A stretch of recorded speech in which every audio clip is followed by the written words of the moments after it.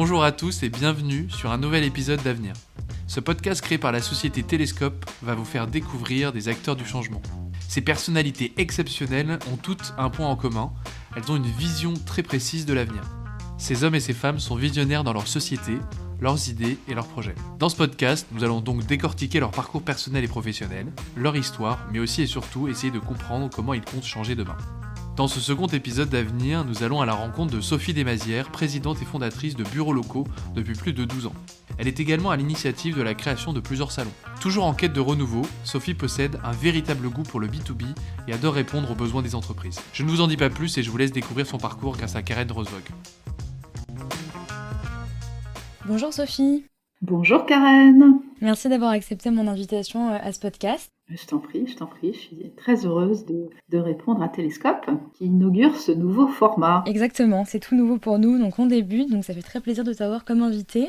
Je vous remercie d'avoir pensé à moi. J'ai vu avant de te lancer dans Bureaux Locaux que tu avais été à l'initiative en 2007 de la création d'un salon qui est Kidexpo, qui n'a absolument rien à voir du coup avec de l'immobilier puisque c'est un salon qui est dédié aux familles et aux enfants. Je vais expliquer un petit peu le concept. L'objectif, c'est d'aider les enfants à grandir en les accompagnant dans le développement de leur bien-être et de leur confiance en soi à travers 3 univers, apprendre, jouer et bouger. Je trouve le concept génial et je voulais te demander comment l'idée t'est venue et ce qu'il en est aujourd'hui de ce salon. Oui, alors en fait, moi, j'ai commencé en fait à créer mes propres boîtes quand j'avais en fait une trentaine d'années. Et la réalité, c'est que le premier salon que j'ai fait était dans l'immobilier. C'est pour ça que je continue à faire de l'immobilier. En fait, après avoir créé ce CIMI que j'ai revendu, j'ai eu envie de créer un salon qui était dédié en fait à tout ce qui est nouveau pour les enfants, avec un volet très interactif qui rappelait un peu ce qu'était autrefois le salon de l'enfance, qui a disparu il y a très très longtemps, et tous ceux qui organisent des événements parlaient avec émotion de ce salon de l'enfance où moi j'étais allée quand j'étais petite, et je trouvais que c'était une bonne idée de créer un moment totalement interactif où on puisse découvrir, puisque les salons, ça permet d'avoir un moment humain, d'avoir une interaction humaine. C'est des temps de rencontre, c'est des temps expérientiels, et ça n'existait pas pour les familles, d'où cette idée d'avoir un moment où en famille on vient apprendre, s'amuser, découvrir, échanger. Donc on a créé Kidexpo, qui a été un grand succès et que en fait j'ai revendu il y a quelques années. Donc malheureusement cette année le salon il n'a pas lieu parce que avec la crise, comme vous le savez, tout est annulé. J'espère que ce sera partie remise l'année prochaine. Oui, parce que l'initiative est vraiment super et pour les enfants en tout cas c'est une très bonne idée. Et bah ouais, en tout cas c'était des moments très forts parce que beaucoup de monde, donc 150 000 personnes qui venaient découvrir en famille l'apprentissage des premiers gestes de secourisme par exemple, parce qu'on avait tous les ans les pompiers qui étaient là. Effectivement, c'est des temps assez forts. Ceux qui sont allés s'en souviennent. Donc, et souvent venaient tous les ans. Donc, et moi j'aimais bien. Après, j'ai fait autre chose. D'accord, justement, comme tu dis, tu as créé le salon de l'immobilier d'entreprise, le CIMI. Je voulais savoir qu'est-ce qui t'attire dans la création de salons en particulier qui, pour le coup, en plus, n'ont rien à voir entre eux. Est-ce que c'est une volonté de transmettre, de partager ? Moi, ce que je sais faire, et ce que j'ai toujours fait, en fait, depuis que je travaille, moi, j'ai 53 ans. Et j'ai dû commencer à travailler à 25 ou à 24. Et je n'ai fait finalement que construire des médias. Au début, j'ai commencé à travailler au Figaro. Ensuite, je travaillais dans un groupe qui s'appelle Bertelsmann. Je faisais de la presse professionnelle. Et j'ai fait ça en fait pendant pas mal d'années avant d'avoir envie de créer ma propre boîte, et de manière un peu par hasard. J'ai créé ce premier salon, donc le CIMI en 2002, je crois. Et en fait, que ce soit un salon, que ce soit de la presse ou une plateforme web, c'est toujours un peu la même recette, c'est-à-dire c'est la rencontre entre une offre et une demande. Et ce qui change, c'est en fait le support. Et que ce soit un salon, un journal professionnel ou une plateforme comme ce que je fais aujourd'hui, moi ce que j'aime c'est bien comprendre les besoins et essayer de dessiner le produit qui va bien pour répondre à ce besoin. Et les salons, j'aime beaucoup ça parce que c'est vivant. En fait, on part de rien, on part d'une plaquette, d'une histoire, et c'est en construisant que le salon va naître. Et puis c'est en faisant, et c'est en racontant, et avec une force de conviction qui ensuite se démultiplie, parce que plus il y a de participants, plus en fait on se dit qu'on doit y être, puisque finalement ceux qui comptent y sont. Donc il y a quelque chose d'assez magique, et quand la mayonnaise commence à prendre, c'est formidable, et quand elle a pris, en général elle prend tous les ans, ensuite il y a une réelle habitude qui se crée, et c'est ce qui s'est passé avec le CIMI, qui est un rendez-vous absolument incontournable maintenant. Kid Expo également très très bien fonctionné. Donc, et c'est ça que j'aime bien, c'est l'espèce de création presque artistique, parce qu'au début il n'y a rien, on imagine tout et puis ça a lieu et puis ensuite ça dure. Donc C'est très sympa. ça devient un rendez-vous. Ouais, non, c'est assez amusant et c'est en fait très créatif. Donc moi j'aime bien ça. J'aimerais maintenant qu'on parle un petit peu de ton parcours, en commençant du coup par ton enfance. Qu'est-ce que tu en retiens de ton enfance? Quelles sont les valeurs et les principes que tu as souhaité garder de ton éducation? Moi j'ai plutôt eu de la chance, j'ai eu des parents et une famille très, très aimante, très ouverte. Ce qui comptait, c'était ce qu'on faisait, c'était l'action, toujours aussi fidèle que les actes soient en lien avec les paroles. Ça, je crois que une honnêteté intellectuelle assez importante, ça c'est je crois une valeur forte. Et puis aussi le fait que tout est possible, en fait, il suffit de vouloir. Hein. Vouloir c'est pouvoir, c'est un peu basique, mais j'y crois. J'y crois. Être capable d'avoir une vision, d'y aller, d'avancer sans être sûr de la destination, c'est peut-être une capacité qu'on a et on n'a pas peur de l'inconnu. Et ça, j'ai l'impression que les entrepreneurs, ils ont ça en commun d'y aller, ils savent pas forcément où, mais ils y vont. D'accord, donc ça vient en fait de ton éducation déjà. Ah, je trouve. D'avoir le goût du risque et de te dire, de pas appréhender autant que peut-être certaines autres personnes, parce qu'on t'a dit qu'il fallait se lancer, il fallait y aller. Sûrement, et puis c'est aussi peut-être une manière de voir les choses. Effectivement, il y a des personnalités, il y a des gens qui ont besoin de confort, etc. Moi, j'aime pas trop ça, le confort. Moi, j'aime bien l'inconfort, j'aime bien l'inconnu, j'aime bien la nouveauté, j'aime pas la routine. Voilà. Donc, et effectivement, je pense que c'est un mélange de peut-être d'éducation et puis aussi de mode de vie. Et puis d'envie, parce que moi j'ai un frère et une sœur et ils ne sont pas spécialement comme ça. Voilà, ils ont pas spécialement envie de l'inconnu, que moi vraiment j'aime bien. Donc c'est vraiment toi, dans ta personnalité, ouais. Oh, je pense. C'est comme toujours, il y a toujours un peu les deux. C'est vrai que moi j'aime bien le renouveau, j'aime bien le voyage, j'aime bien le changement. Ok, Et les entrepreneurs, ils ont souvent ça en commun. c'est vrai, ouais. D'aventure, d'une forme d'aventure. Et l'envie de construire. L'envie de construire, il y a vraiment ça. Et de changer, d'avancer. Concernant tes études, tu as fait HEC, c'est ça? Ouais, j'ai fait HEC et surtout j'ai fait en troisième année, puisque nous à l'époque ça durait 3 ans. Aujourd'hui il y a toujours des stages entre les deux, etc. Mais là c'était vraiment 3 ans, donc on commence à travailler assez jeune. Moi j'ai dû commencer à travailler à 23 ans, je pense. Oui, c'est ça, 23 ans. À la fin d'HEC, enfin en troisième année, j'ai fait une option qui s'appelle entrepreneur. Et cette option entrepreneur, elle est tout à fait particulière parce que c'est vraiment j'apprends en faisant. C'est vraiment une année de transfert d'expérience entre des professionnels et des étudiants. Et j'ai trouvé ça génial. Autant le monde de l'entreprise, ça me passionnait pas du tout avant. Là, de se frotter à la réalité du quotidien des entreprises et des patrons de boîtes, ça m'a absolument passionnée.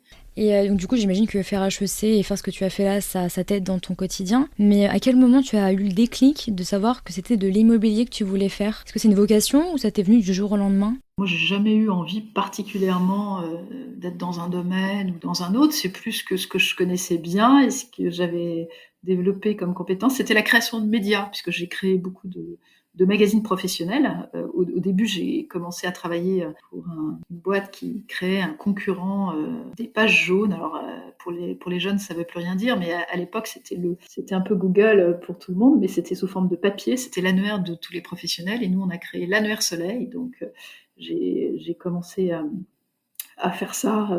Ce qui m'intéressait, c'était ce que je faisais, c'était la mission, c'était le fait de créer le produit. Et moi, ce qui m'a toujours intéressé, c'est de créer des produits. Et là, en l'occurrence, plutôt des médias. Et en fait, quand j'ai dirigé donc pendant, je pense, 7 à 8 ans ensuite, au sein d'un groupe qui s'appelle Bertelsmann, je dirigeais des équipes qui faisaient des magazines professionnels dans l'automobile, dans le bâtiment, etc. Donc pas très très loin de l'immobilier.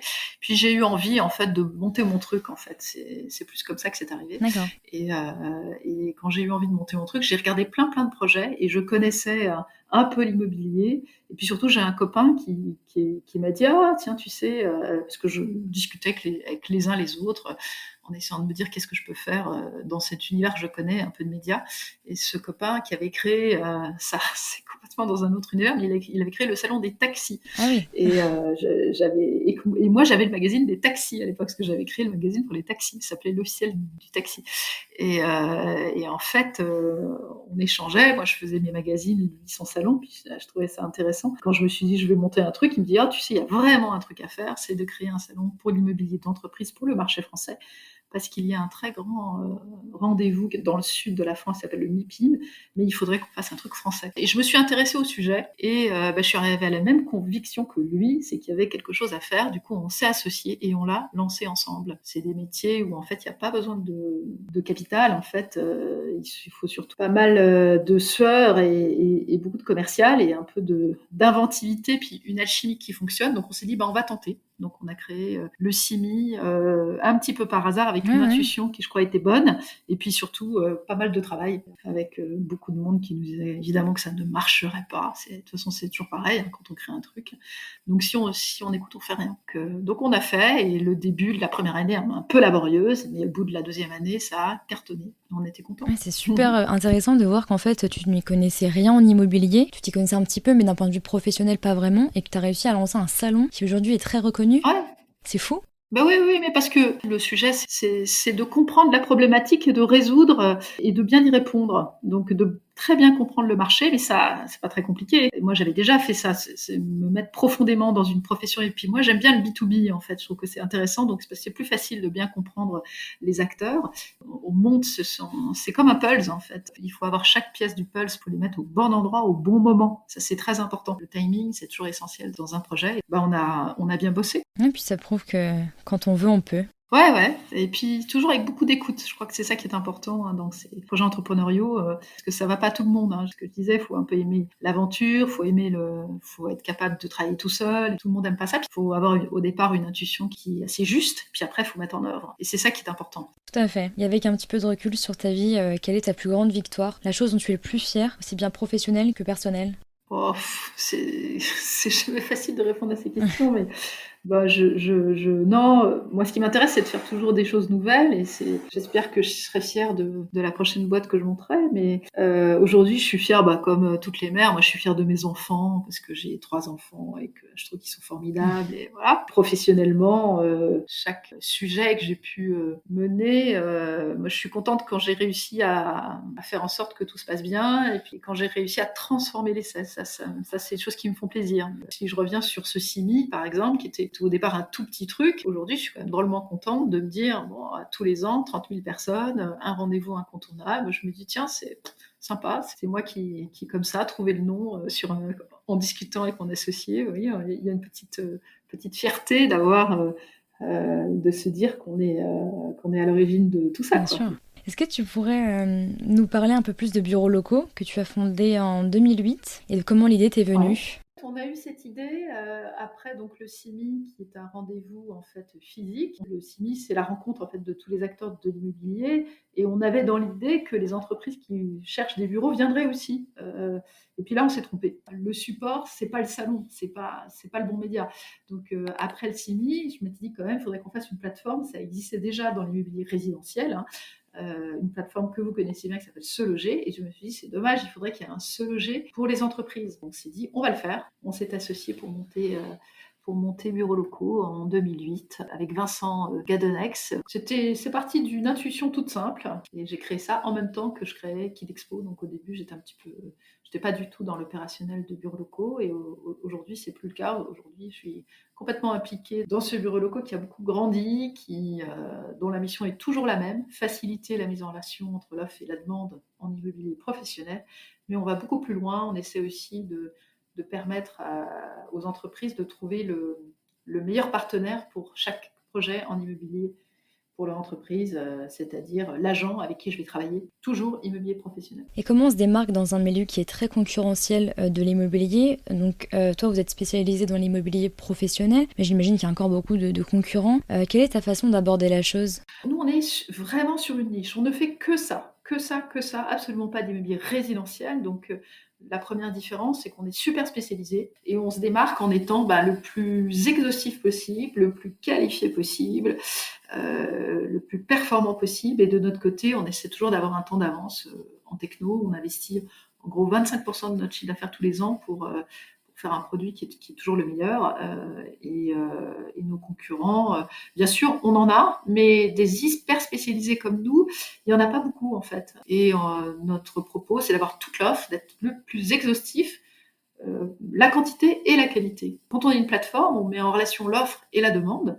L'offre, c'est l'ensemble de ceux qui offrent de l'immobilier, qui veulent montrer leur expertise. Aujourd'hui, c'est un millier pour nous de clients qui sont des agences immobilières.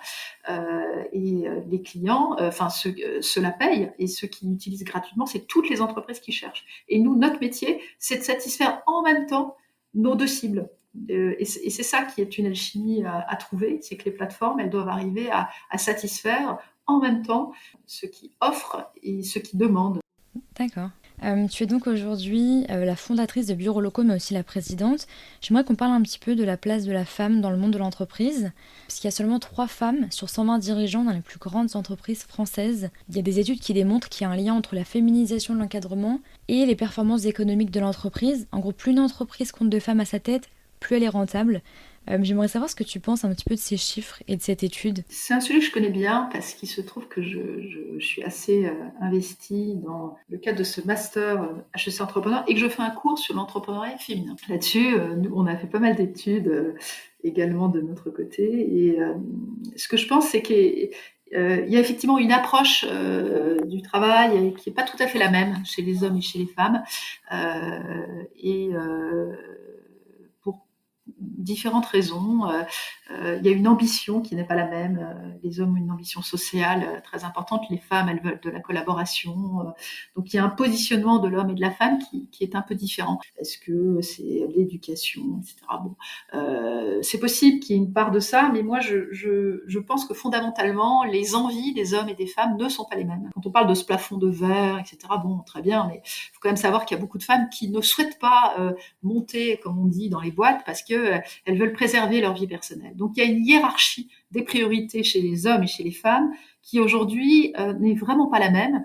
Et elle n'est vraiment pas la même en fonction principalement d'une chose, c'est les enfants. En fait, c'est basique, mais qu'est-ce que c'est vrai ? C'est-à-dire que les femmes qui n'ont pas d'enfants ou jeunes, franchement, ça change rien. Donc, mais dès que les enfants arrivent ou dès que l'envie d'enfant arrive, il y a une priorisation souvent qui se fait. Et les femmes, souvent, elles ont envie d'aller chez le pédiatre, etc. Elles ont pas envie d'être là tard chez elles. Moi, je peux vous donner mon exemple à moi. Moi, quand j'ai quitté un grand groupe assez prestigieux, on me proposait d'être présidente d'une boîte, c'était en province. Sincèrement, j'ai pas eu besoin de plus de 5 minutes pour réfléchir. Hein. Je pas C'est tout vu. envie d'aller en province parce que j'avais envie d'être là chez moi le soir, etc. Voilà. À travail égal, salaire égal. Moi, ça a toujours été mon point de vue. La réalité, c'est qu'avec des enfants, comme c'est souvent les femmes qui s'en occupent, et c'est quand même dans 80% des cas, nous on a fait donc dans le cadre d'HEC une étude sur les 10 dernières promos des filles qui étaient sorties d'entrepreneurs. Bon, il y a une répartition des rôles qui reste encore assez classique. Donc le jour où les hommes se colleront et auront envie de s'occuper autant des enfants que les femmes, je pense que les choses changeront. Mais aujourd'hui, c'est pas encore le cas. Donc aujourd'hui, il y a effectivement des rôles qui sont pas tout à fait les mêmes, donc et qui expliquent pas mal de choses. Ceci étant dit, être une femme, ça a plein d'avantages. Et nous, on est dans une entreprise aujourd'hui où la direction est finalement de l'entreprise, la directrice générale, la directrice commerciale, ce sont des femmes. Elles voient les choses un peu différemment. Et je pense que il y a beaucoup moins d'ego, il y a beaucoup plus de justesse dans les prévisions. Ça, c'est très connu. Hein.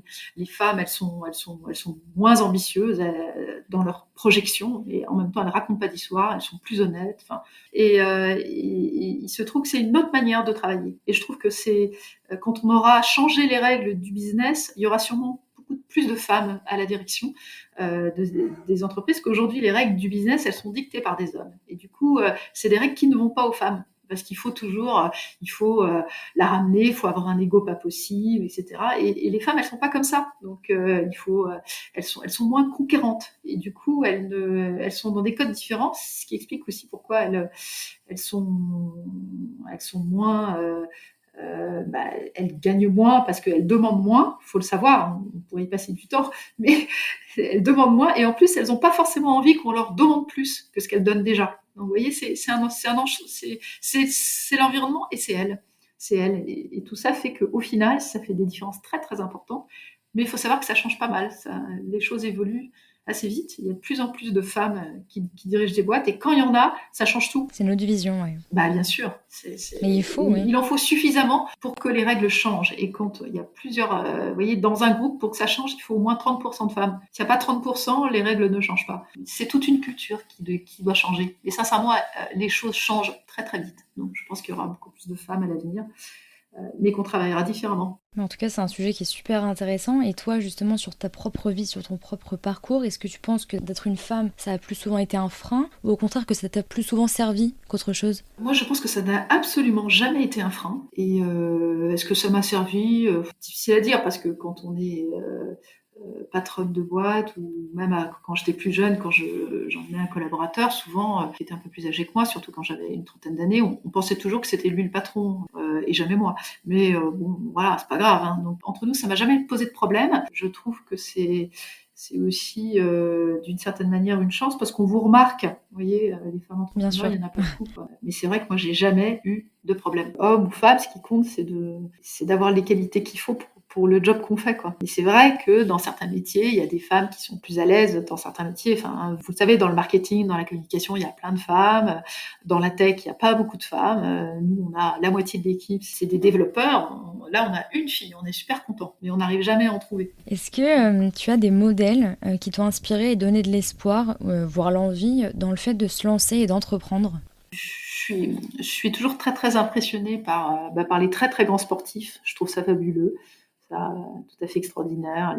Je trouve ça beau. Par exemple, dans l'univers de l'équitation, je trouve qu'il y a des grandes championnes que je trouve absolument superbes. Il y a le Vendée Globe là, qui est parti. Il y a une jeune qui s'appelle Clarisse Kremer, qui a 30 ans, qui part toute seule. Je trouve ça assez extraordinaire. Non? Ok.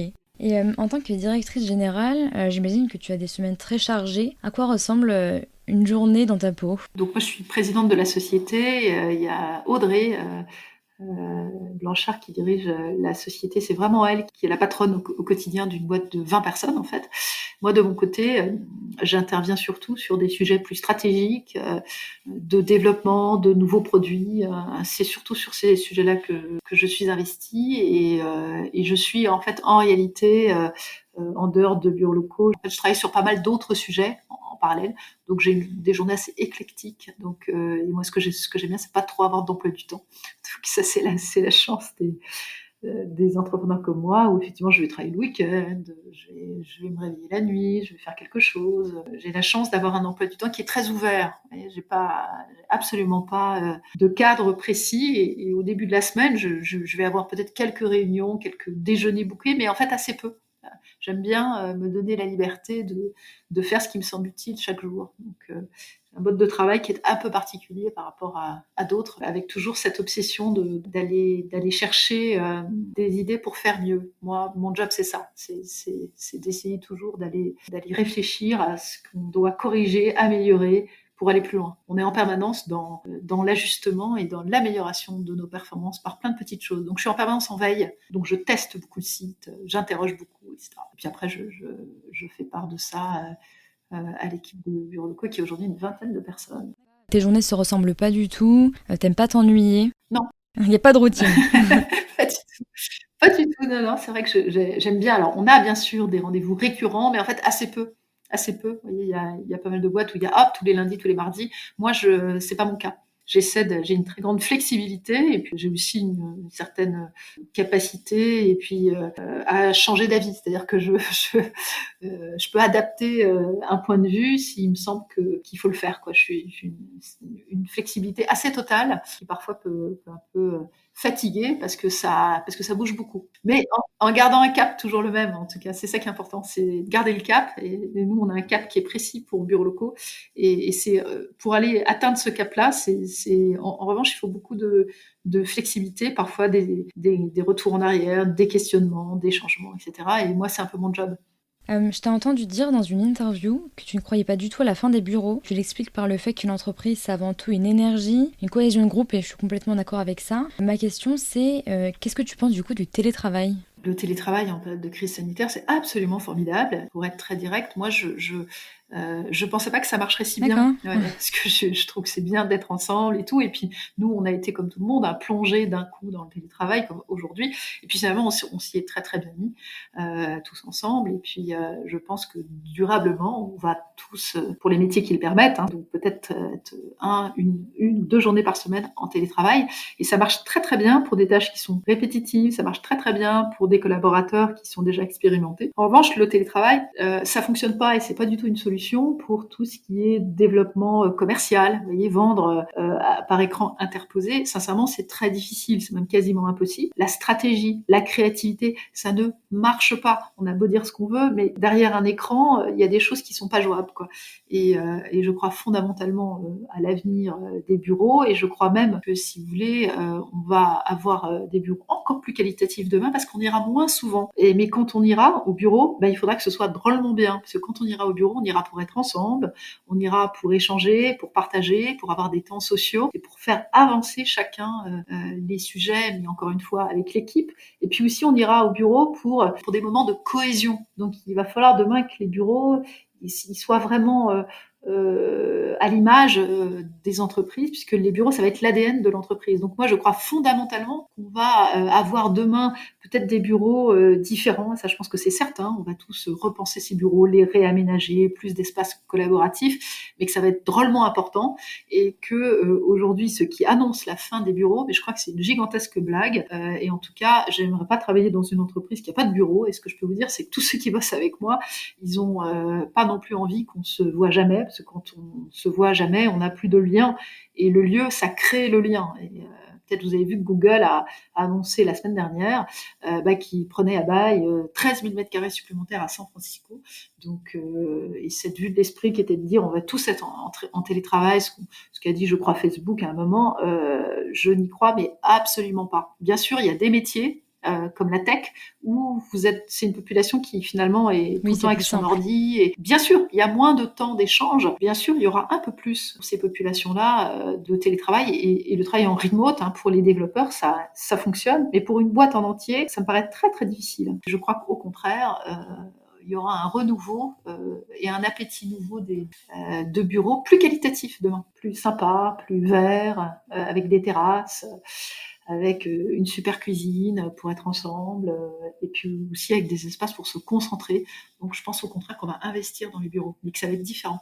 Et donc il va y avoir du mouvement dans les bureaux, on va avoir envie d'avoir des bureaux plus adaptés. Donc je pense qu'il va y avoir un renouveau des transactions pour un marché qui aujourd'hui est quand même un peu comme tous, hein, un petit peu bouleversé par la crise. C'est le moins qu'on puisse dire. Je pense que l'après-crise, va y avoir beaucoup de transactions dans les bureaux. Tu as devancé justement pas mal de mes questions, puisque j'allais te demander à quoi ressemblera un bureau dans 10 ans. Et en fait, t'expliques que on passera peut-être moins de temps dans les bureaux, mais quand on passera du temps dans un bureau, ce sera plus qualitatif et que ce sera plus des moments d'échange. Oui, et puis c'est des bureaux où on aura envie d'aller. Très, très important. Il y a l'immobilier subi, c'est-à-dire, on ne pourra plus demain, si on veut attirer des talents, si on veut recruter des talents, si on veut fidéliser, il va falloir que les bureaux de l'entreprise soient attractifs, confortables, sympathiques, agréables, et puis qu'ils aient aussi une personnalité qui peut être celle de l'entreprise. Que vraiment, les bureaux de demain, ils seront super confortables, super techno, parce que, mine de rien, travailler à la maison, c'est quand même souvent du bricolage, donc il faudrait que la technologie, elle soit parfaite. C'est le cas, hein, dans les entreprises très tech, mais c'est pas le cas dans toutes les entreprises. Il faudra qu'on ait une bande passante formidable, que la connectique soit impeccable, que le confort des sièges soit remarquable pour qu'on n'ait pas mal au dos. Enfin, tout un tas de choses qui fait que les salariés soient bien et que le confort de travail soit remarquable. Il y a encore beaucoup de choses à faire et il va y avoir un saut qualitatif, j'en suis sûre. Quelque part, ces confinements ont quelque chose un petit peu de positif puisqu'ils permettent de se remettre en question et de repenser un petit peu les bureaux d'aujourd'hui pour évoluer. Ça va changer pas mal de choses en fait, si je comprends bien du coup. Ah ouais, j'en suis sûre, ça va changer on aura demain des bureaux plus qualitatifs parce que ceux qui n'auront pas de bureau qualitatif, ils pourront pas faire venir leurs salariés au bureau parce qu'ils n'auront pas envie de venir. Les bureaux où on viendra, c'est des bureaux qui seront attirants, et c'est des bureaux qui ont une valeur ajoutée beaucoup plus forte par rapport Bien sûr. aux petits coins qu'on pourrait s'aménager chez soi. Vraiment, c'est pas la peine. Donc, après, se pose une question sur les valeurs des bureaux. C'est-à-dire que demain, les salariés, ils voudront aussi que les bureaux soient plus écologiques, qu'on y pratique le tri, les valeurs que chacun défend et auxquelles on s'intéresse dans la société, on va vouloir les retrouver au bureau. Il n'y a pas de raison que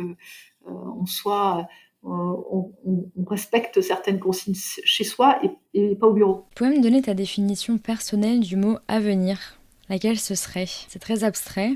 Non, c'est très abstrait. L'avenir, c'est tout ce que nous allons construire. Et ça va être bien. Donc, ouais, qu'est-ce que je dirais pour l'avenir? Est-ce que tu penses qu'on a un destin tout tracé ou on est plutôt maître de son avenir? Je crois pas du tout qu'on a un destin tout tracé. Je crois qu'on a l'avenir, c'est ce que... Moi, je pense que chacun se fait son avenir. Donc, alors évidemment, il y a des gens qui ont plus de chance que d'autres. Je pense qu'effectivement, on peut modeler son avenir que chacun a la possibilité enfin, il peut se donner la possibilité de faire ce dont il a envie. C'est encore une fois, le vouloir, c'est pouvoir. C'est un peu facile à... C'est vrai que certains trouvent que c'est un peu facile de dire ça, mais franchement, moi, j'y crois. En tout cas, je vois à quel point la motivation, l'envie change fondamentalement les choses. Je crois que chacun peut se façonner l'avenir dont il a envie et qu'il suffit d'être très motivé. Je pense qu'il n'y a pas de fatalité. C'est vrai que moi j'ai horreur de la fatalité, j'ai horreur des gens qui se disent j'y arriverai pas et tout. Moi je pense qu'en essayant à plusieurs reprises, on y arrive, quoi. Il faut se donner les moyens. Oui, et puis que quand on y croit, on y arrive, quoi. Pour parler un petit peu du contexte actuel, je le souhaite pas, hein, mais si la situation avec le Covid s'améliore pas d'ici quelques mois, voire années, et que les confinements s'enchaînent en France, selon toi, à quoi ressemblera l'immobilier général ou d'entreprise ou professionnel? Et est-ce que tu penses qu'on peut encore tenir longtemps comme ça? Évidemment, la crise actuelle, c'est une catastrophe pour l'économie. La bonne nouvelle, c'est que le vaccin vont sortir les vaccins. Et ça, moi, j'en ai absolument la conviction. Il n'y a pas historiquement de crises qui ont duré si longtemps que ça en termes sanitaires. Oui, ça risque de durer encore quelques mois, mais on sera sorti, j'espère, en mars ou en avril, puisqu'encore une fois, les vaccins sont en train d'être mis au point. Donc après, on va avoir une période très difficile. Et ce que je pense, c'est que, pour l'instant, nous avons une période qui est très difficile. Après, il va falloir reconstruire. Et va y avoir un saut très important dans la consommation. Ça va être un renouveau fort quand tout ça sera derrière nous. Donc, moi, je ne peux pas croire que cela dure trop longtemps. Donc, j'espère que je ne me trompe pas. Ce que je crois, c'est qu'effectivement, comme vous savez, l'immobilier, dans ces périodes de grands troubles, est une valeur refuge. C'est une valeur refuge pour les ménages. L'immobilier résidentiel, vous le savez sûrement, n'a pas baissé. Tout le monde se disait ça va baisser. C'est pas vrai. Les prix ne baissent pas parce que dans un univers où tout s'effondre, on se dit tiens, au moins la pierre ne ment pas. Et dans l'immobilier professionnel, c'est la même chose. Les patrons de PME, ils ont une appétence considérable pour l'achat de leurs bureaux, pour l'achat d'entrepôts, qui est un segment qui se comporte très bien grâce au commerce en ligne. Donc, il y a une grande envie de posséder donc de l'immobilier professionnel. Là où c'est plus difficile, c'est dans le commerce, puisque le commerce est très chahuté. Et là, il va y avoir une reconfiguration quand même assez importante, mais elle avait déjà commencé, c'est pas nouveau, du commerce qui aujourd'hui va être plus expérientiel, plus éphémère, et on va avoir beaucoup plus de concepts. Donc, il y a beaucoup de commerces qui vont changer, évoluer, et puis pour une part du commerce en ligne qui va fonctionner avec le commerce physique, ce qu'on appelle, vous savez, le phygital, c'est-à-dire de plus en plus de boutiques où on pourra voir et commander ensuite en ligne. Donc des boutiques qui sont des showrooms de la marque, nous en aurons de plus en plus, comme Apple Store par exemple, mais dans tous les domaines. Donc voilà, donc moi je pense que la crise, elle va bien sûr s'arrêter. Quand elle s'arrêtera, il va y avoir un rebond, il va falloir reconstruire et on va tous s'y coller. Et l'immobilier va repartir. L'investissement dans les bureaux, je pense, va vraiment s'accroître parce que peut-être on aura des bureaux moins grands, mais ça aura une importance vraiment encore plus forte parce que comme on y sera moins souvent, quand on ira, il faudra que ce soit un temps très fort, avec un lieu unique. Parce que le lieu, encore une fois, ça crée le lien. Et les bureaux, ça va être l'ADN des entreprises demain. Donc tu restes très positive sur l'avenir. Ouais, vraiment. Vraiment, elle est complètement conjoncturelle, cette crise. Il faut pas se... C'est une grosse tuile qui nous est tombée dessus, mais le vaccin, il va venir. Je ne vois pas comment il est possible que dans 6 mois, il n'y ait pas de vaccin. Je n'y crois pas. Et j'espère que j'ai raison. Moi, j'espère aussi.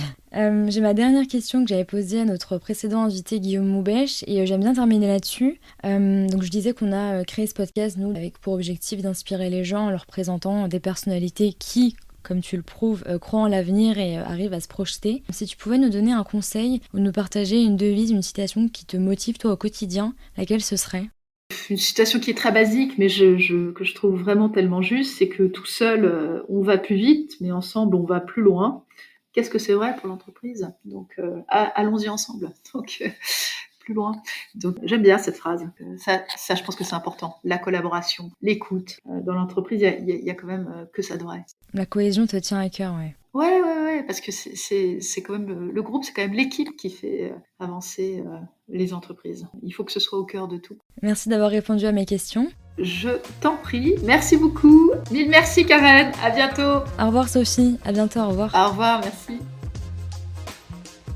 C'est la fin de cet épisode d'Avenir, le podcast créé par la société Télescope, une carte de prospection qui permet aux professionnels de l'immobilier de prédire les transactions de demain. Si le podcast vous a plu, n'hésitez pas à le partager autour de vous. Vous retrouverez toutes les informations concernant Sophie Desmazières et bureaux locaux directement sur le blog de Télescope. Si vous avez des questions ou envie de participer au podcast, vous pouvez nous écrire sur podcast@telescope.com. À très vite.